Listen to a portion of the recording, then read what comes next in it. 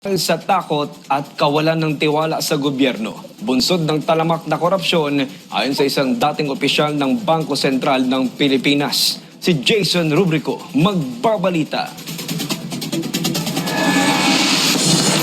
Sa gitna ng mga isyu ng korupsyon at maanumalyang flood control projects, marami ng investor ang nagdesisyong umatras sa Pilipinas. Ayon kay Cora Guidote, dating head ng Investors Relation Office ng Bangko Sentral ng Pilipinas, patuloy na lumiliit ang tiwala ng mga negosyante dahil sa laganap na korupsyon sa pamahalaan. Marami na nag-pull out. Actually, kasi nga kumababa ang business confidence at saka, corruption scares away investors. Bakit? Kasi it increases the cost of business. Siyempre, manghihingi ng lagay yung mga people that they deal with in government. If I'm an investor, asan ang ROI ko? Asan ang return on investment ko?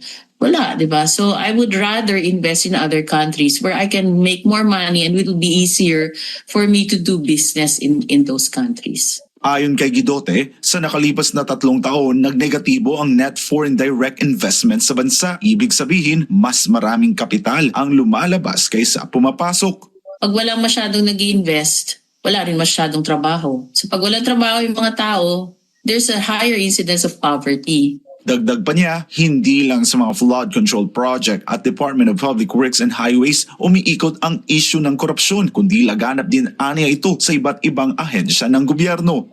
As long as those other departments are not being checked, then the plunder will continue. Because greed is already systemic in the system. Nang tanungin kung paano muling maibabalik ang tiwala ng mga investor, ito ang tugon ni Guidote. The government has to be accountable. And who has to be accountable? Those that approve the General Appropriations Act. So if they cannot address that, then you need a change in leadership. Kung hindi nila kayang maging accountable themselves, and I think that's almost an impossible demand for them to do because they want to stay in power. So we will have to demand for a change in leadership. Hopefully the president resigns. Para sa Diyos at sa Pilipinas kung mahal, ako si Jason Rubrico, Azminoy News. Diba, klaro to?